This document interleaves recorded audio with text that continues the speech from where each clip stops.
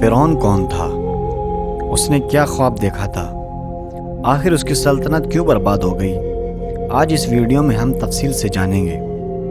فرعون نام نہیں بلکہ مصر کے بادشاہوں کا خطاب تھا۔ آخری فرعون کا نام ولید ابن مصعب تھا۔ یہ بڑا ظالم تھا۔ یہ جب کسی اسرائیل کو سزا دیتا تھا تو اس کی زمین پر چت لٹا کر اس کے ہاتھوں اور پیروں میں لوہے کی میخیں ٹھونک دیتا تھا۔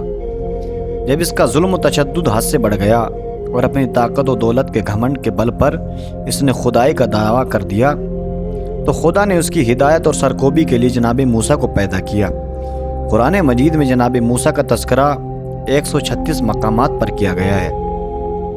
تمام سوروں میں بیان کردہ واقعات کو سمیٹ دیا جائے تو قصہ کچھ یوں بنتا ہے کہ موسیٰ علیہ السلام بنی اسرائیل میں سے تھے۔ اسرائیل جناب یعقوب علیہ السلام کا لقب تھا، اسی لحاظ سے اولاد جناب یعقوب کو بنی اسرائیل کہا گیا ہے۔ موسیٰ قبطی زبان کا لفظ ہے اور منہ اور سا سے مرکب ہے۔ منہ قبطی زبان میں پانی کو کہتے ہیں اور سا درخت کے معنی میں استعمال ہوتا ہے۔ اس کی وجہ تسمیہ یہ بیان کی جاتی ہے کہ وہ صندوق جس میں بند کر کے جناب موسیٰ کو دریا میں ڈالا گیا تھا، وہ بہتے بہتے قصر فرعون کے پاس ایک درخت کے نیچے آ کر ٹھہرا، اس لیے پانی اور درخت کی نسبت سے آپ کا نام موسیٰ ہو گیا۔ آپ کی والدہ کا نام فاہیہ، بہیہ، اباحثہ وغیرہ بتایا گیا ہے، مگر واقعی اصل نام کیا ہے کسی کو بھی نہیں معلوم۔ مشہور یہ ہے کہ ان کا اصل نام معلوم ہو جائے تو اسے زبان پر جاری کر کے کسی بھی بند تالے کو کھولا جا سکتا ہے۔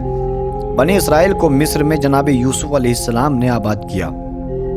وہاں ان کی حکومت تھی، مگر ان کے غلط طور طریقوں کے سبب بعد میں حکومت قبطیوں کے ہاتھوں میں چلی گئی۔ جناب ہارون علیہ السلام آپ کے حقیقی بھائی اور آپ سے 3 سال بڑے تھے اور ان سے بڑی ایک بہن تھی۔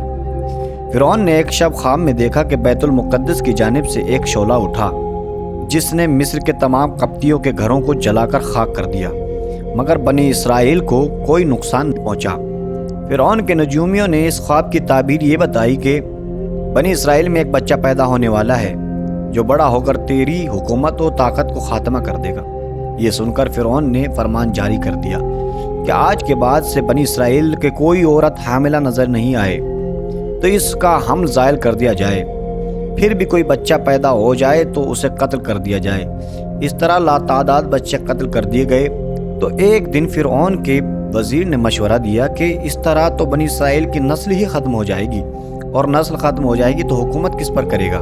لہٰذا ایسا ہو کہ 1 سال بچے پیدا ہوں تو قتل کر دیے جائیں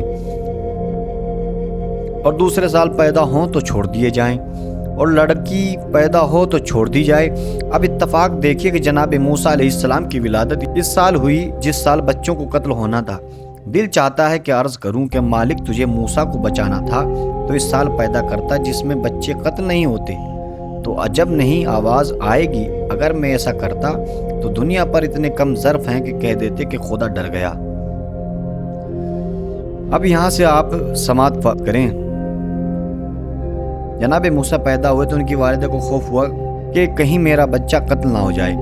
ابھی وہ یہی سوچ رہی تھی کہ ایک فرعون کے جاسوسوں کو خبر لگ گئی کہ اس کے گھر میں ایک بچہ پیدا ہوا۔ تو لکھا ہے کہ وہ مادر موسیٰ کے گھر میں جس کا درانہ گھسائے، یعنی انہوں نے گھر میں داخل ہونے کی اجازت نہیں لی۔ جب دیکھا کہ اس کے جاسوس درانہ گھسے چلے آ رہے ہیں تو گھبرائے کہ بچے کو کہاں چھپائیں۔ جب کوئی محفوظ جگہ سمجھ نہ آئی تو گھبرا کر انہوں نے بچے کو تنور میں ڈال دیا اور اوپر سے کچھ لکڑیاں رکھ دیں۔ سپاہیوں نے بچے کو ڈھونڈا، جب وہ نہیں ان کو ملا تو آخر کار واپس چلے گئے، لیکن مادر موسیٰ کو خوف تھا کہ سپاہی پھر آ جائیں گے۔ ان کی پریشانی کو دیکھ کر خدا نے ان پر وحی کر دی کہ خوف خدا نہ رکھو، بچے کو ایک صندوق میں بند کر کے دریا میں ڈال دو، ہم اس کے محافظ ہیں اور ہم اسے پھر تمہارے پاس پہنچا دیں گے اور اسے اپنا رسول بنائیں گے۔ اس حکم الہی کے بعد مادر موسیٰ کو تردد ہوا کہ صندوق کہاں سے لائیں، چنانچہ وہ صندوق حاصل کرنے کے لیے حزقیل بن صبور کے پاس گئیں جو فرعون کا چچا زاد بھائی تھا اور لکڑی کا فرنیچر بنانے اور بیچنے کا کام کرتا تھا۔ آپ نے اس سے 5 بالش کا صندوق بناتے دینے کا کہا۔ اس نے پوچھا کہ آپ 5 بالش کا صندوق کیا کریں گی؟ پہلے تو آپ نے چھپایا، مگر بعد میں اس کے اصرار پر बताना पड़ा। मादर मूसा जब संदूक को लेकर चली आई तो हिस्कील फौरन फिरौन के पास गया, उसे मुत्तला कर दे, मगर खुदा ने उसे गोयाई से महरूम कर दिया। वो वहाँ पर जाकर बोल ही न सका और फिरौन से चाहकर भी कुछ बता न सका। जब वहाँ से पलटकर अपनी दुकान पर वापस आया तो उसकी गोयाई वापस आ गई। उसने फिरौन के पास जाने का कस्द किया तो उसकी फिर गोयाई चली गई और वो अंधा हो गया।